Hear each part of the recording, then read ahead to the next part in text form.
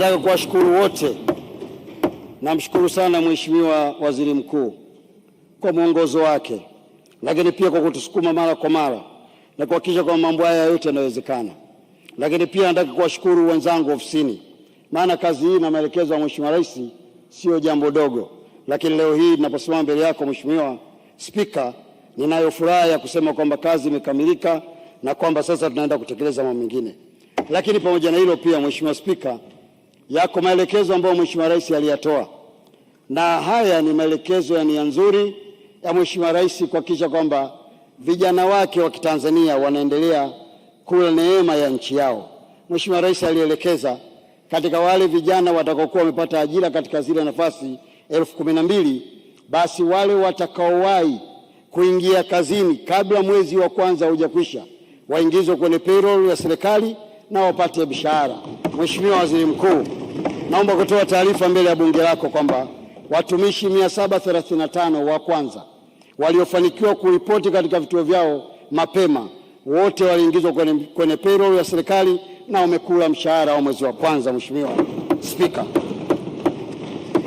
liko jambo Mheshimiwa Spika ambalo nataka nieleze vizuri, na naomba bunge lako tukufu na wananchi wanaotufuatilizia kwenye televisheni na vyombo vingine vya habari waniazime masikio yao vizuri.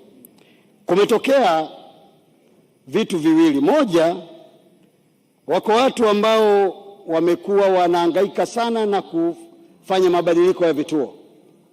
Malalamiko ni mengi, na wengineo wanawatumia hata baadhi ya viongozi ndani, na wengine wanawatumia wazazi wao wanaotufahamu ili tuwabadilishe vituo. Nataka niseme mbele ya maiki hii, maelekezo tuliopewa na ndiyo mtazamo wa serikali na ndiyo maelekezo ambayo Mheshimiwa Waziri Mkuu pia naye ametuelekeza, hakutokuwa na mabadiliko ya vituo vya kazi sehemu yoyote. Kila mtu aende kwenye kituo alichopangiwa kazi. Tanzania ni yetu sote. Hakuna mtu mwenye haki ya kukaa mjini, hakuna mtu ambaye hana haki ya kukaa mjini anatakiwa kukaa vijijini. Wote tunatakiwa kwenda kufanya kazi ya kuwatetea Watanzania, kuwasaidia Watanzania. Hivyo na mimi nataka niseme katika maiki hii Mheshimiwa Spika, kwamba maelekezo yaliyotolewa na viongozi na sisi pia tunaendelea kuyasimamia, hakutokuwa na mabadiliko ya kituo chochote cha kazi. Kwa hiyo kama umepangiwa kule Kigoma kwa wajomba zangu, na kuomba funga safari, nenda Kigoma kafanye kazi. Na kama wewe umebahatika kupangiwa Dodoma, na kuomba funga safari, njoo Dodoma tufanye kazi. Hakuna upendeleo katika hili jambo, na jambo hili liko wazi. Lakini jambo lingine Mheshimiwa Spika, Mheshimiwa Rais alituelekeza kufanya mapitio ya mfumo wetu wa mawasiliano serikalini ambao unawakutanisha viongozi na wananchi wetu, na hapa nakusudia kuzungumzia mfumo wa e-mrejesho. Mheshimiwa Spika, serikali kupitia ofisi ya Rais utumishi ilifanya kazi yake.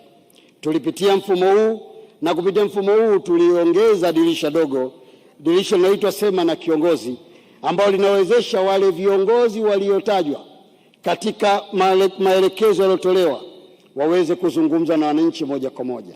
Na hapa nakusudia kuzungumzia katika ngazi ya wizara, mawaziri na manaibu mawaziri, makatibu wakuu na manaibu makatibu wakuu.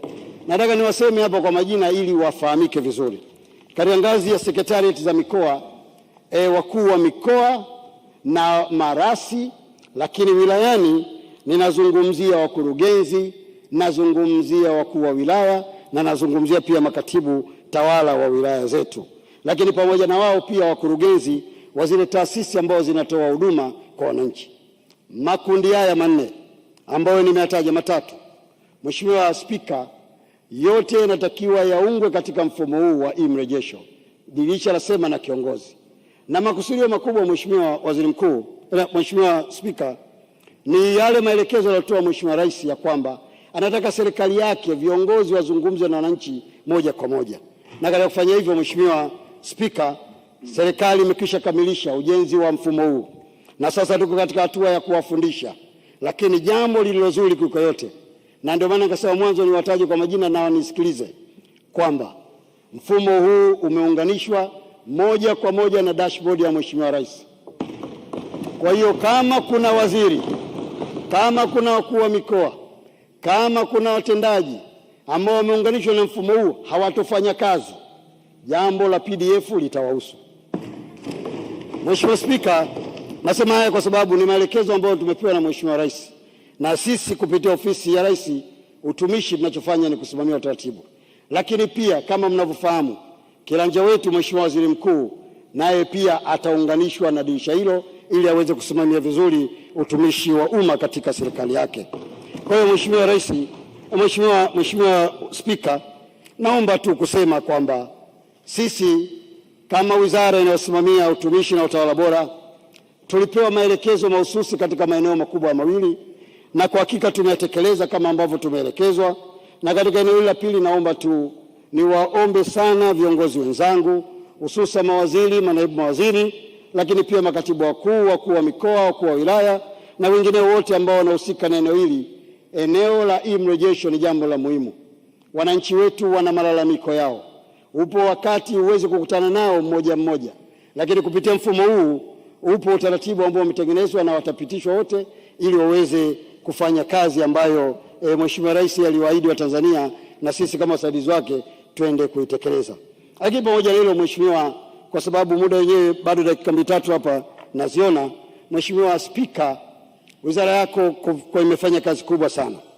Yako mambo mengi mazuri yamefanyika, na naomba kutumia nafasi hii ndogo kutoa mrejesho katika baadhi ya mambo mawili ambayo hayakuwemo katika ahadi ya siku 100, lakini ni utaratibu wa serikali kuendelea kufanya